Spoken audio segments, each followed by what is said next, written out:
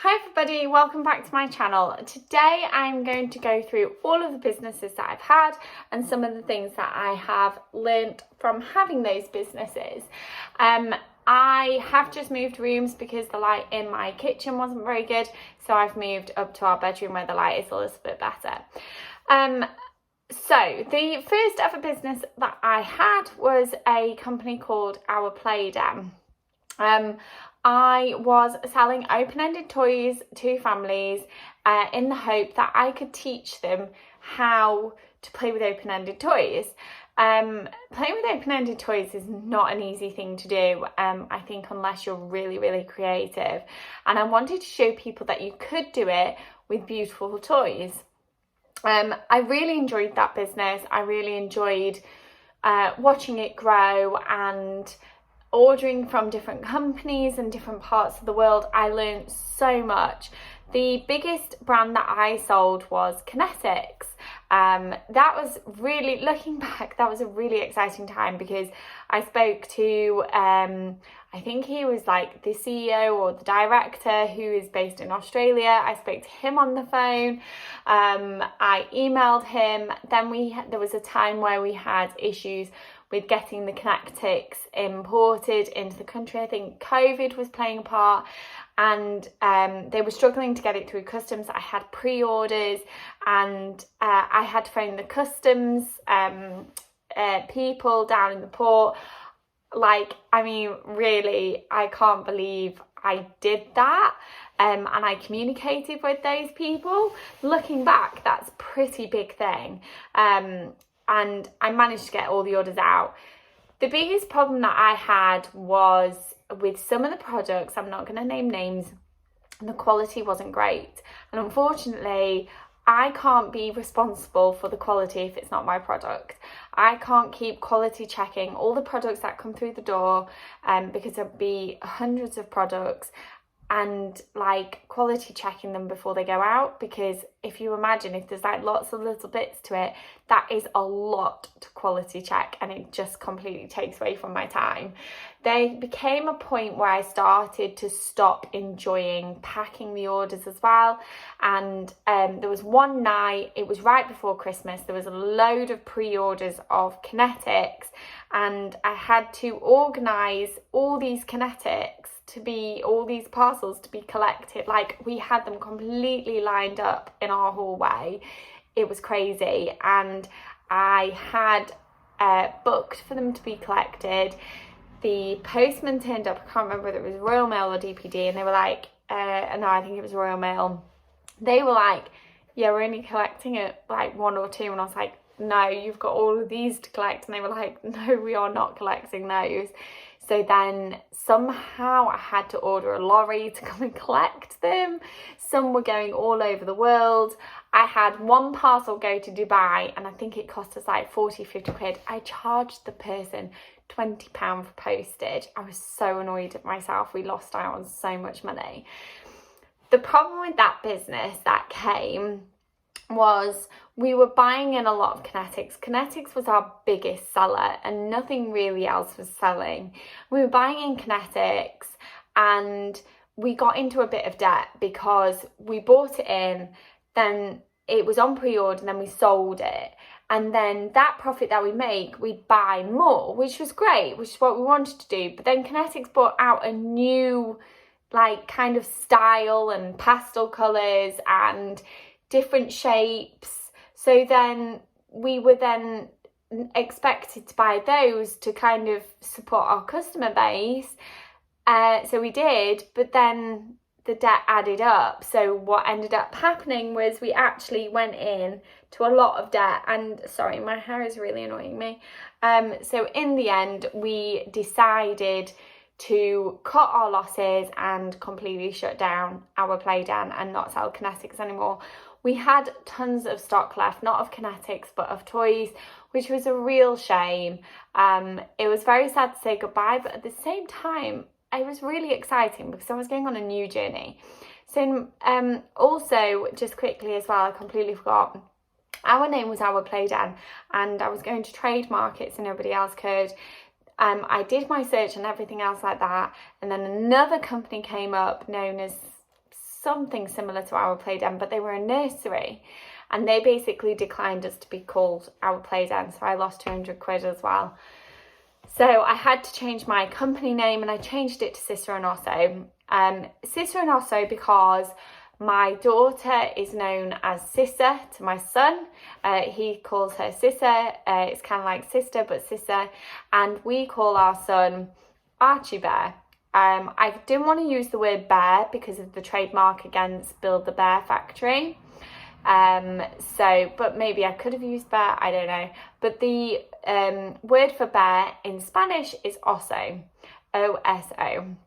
So we called it Sister and Osso because the business was built for them and around them and for them in mind. So the next business that I had was still Sister and Osso because I just transferred the name, completely shut down all the toys, and I decided to do mindfulness for children because mental health, it was COVID, mental health was a big thing. There was a lot of emphasis on mental health, especially for kids, especially for adults, but I didn't feel like there was enough for kids. So I designed,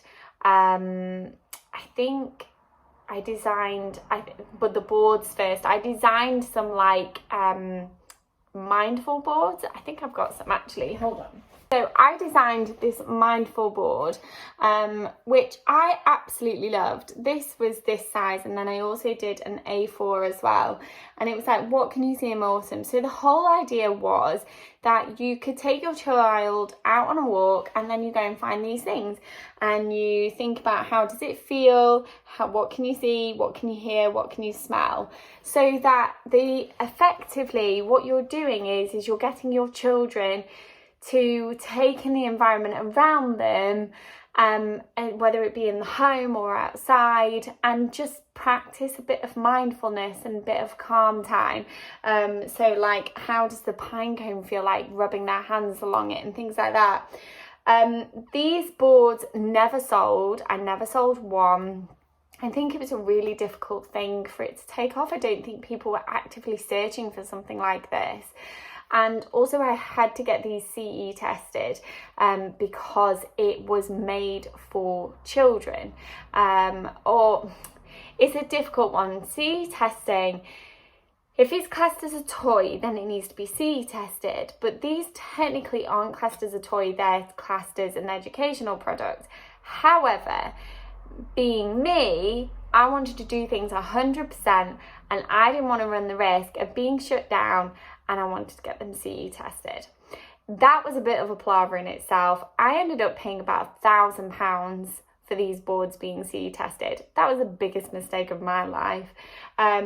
Initially, they came back saying it had failed because these were classed as being sharp. And I was like, sharp? Sharp is a knife. These are not sharp. You can barely even cut yourself on. I mean, look how hard I'm doing that, and there's like nothing there. So they came back and they passed it in the end. So that was that business. I then realised these weren't going to sell. So then I transferred these designs onto cards. And I think I printed one pack. I don't actually know where they are.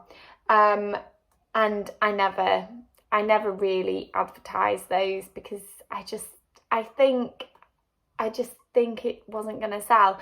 And also with this product, I drew all these images myself, and it just took me absolutely forever. And I don't know, my heart wasn't in this product at all. My heart is in mindfulness and mental health, but it's not in this product. So that was Sister and Osso. And then, so I decided to stop that business, and I decided to make drawstring bags. I decided to buy a Cricut and some vinyl and get vinyl put onto cotton bags. Now, we were still known as Sister and Osso at that point, but for some reason, I think I decided to change my name because I don't think people really understood how to say Sister and Osso. But I wanted my children to still be incorporated in the name. And now this is how my brain works. If we were to have a third child, I wanted that third child to also be incorporated in the name. So we have this is how you pronounce it, I and A. So we have I, which is for my daughter, India. Then we have and then we have A for Archie. Now, if we were going to have a third child, we would have named the third child with a letter beginning with N. So we'd have I and A, but the letter N would be in capitals, so it would still relate to our third child. We're not having a third child, just putting it out there. But that's how we were thinking. So we call it I&A. Unfortunately, on Instagram, I have to put a 1 at the end, and Etsy and everywhere else, because other people have taken that name. I don't know how, but you know, there we go. So we are known as I and A. I decided to make drawstring bags because whenever I'm going out, I always take a bag with me for like to the pub for toys or to the restaurant for toys for activities. I always used to use tote bags that I either bought or got given as a gift with a book inside of it or something like that. I thought, hang on a minute, why don't I make my own bag? So I decided to put vinyl onto a drawstring bag, and in all honesty, I hated the Cricut and I hated vinyl. And vinyl was great to an extent because if you did something wrong, you could burn it off. But you had to have the right temperature for the exact right temperature for the vinyl to stick. If it was too hot, it wouldn't stick. And obviously if it was too cold, it wouldn't stick. So it had to be right.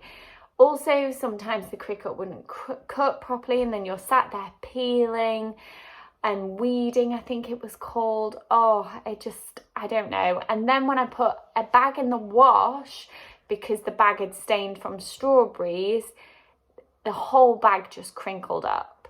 And when it dried, the whole vinyl was just like a crinkled mess. And I was like, that is no good. These bags need to be washable without the design disappearing and being problematic. So then I decided to look into sublimation. I was completely new to sublimation, knew nothing about it. Realised that I could buy polyester bags and do sublimation. But the problem came because I have a MacBook and sublimation with MacBooks are not easy, because if you're transferring an eco tank into a sublimation printer, they recommend you using an ICC profile, but MacBook and Apple don't support ICC profiles. So I had to work through all of that. Basically, I bought a proper sublimation printer secondhand. I love that sublimation printer. It barely uses any ink and it prints beautiful. I'm so happy with it. I also had to buy a heat press, which was a big outlay. But you know what? I'm so happy I did, because I love my bags. You can put them through the wash without without like the design crinkling or anything like that. And I absolutely love it. I think my favourite part of my business is the designing of the bags. I really love, when I can, finding images and doing the font and the text and playing around with colours and things like that, and playing around with it and making it my own, knowing that I have designed that product. I will put it out there. If you are designing a product, you have to be careful with the copyright. I use a particular company to receive my images and my fonts. So I know I'm covered by their license and I have full license to use those images and fonts. So I absolutely love my bags. I am obviously delving into tote bags a little bit as well, which reminds me I need to get that bag up. So I'm really, really excited and happy, and I truly believe in this product and the business. I just wish people would help me get seen a little bit more. But that is by the by, that is a story for another day. I'm going to stop there because I think this is a good place to stop. Oh, the joys of using your phone to film. It shut down because my memory was full. I really hope you enjoyed this video, and I'll speak to you on my next video. See you later, guys. Bye.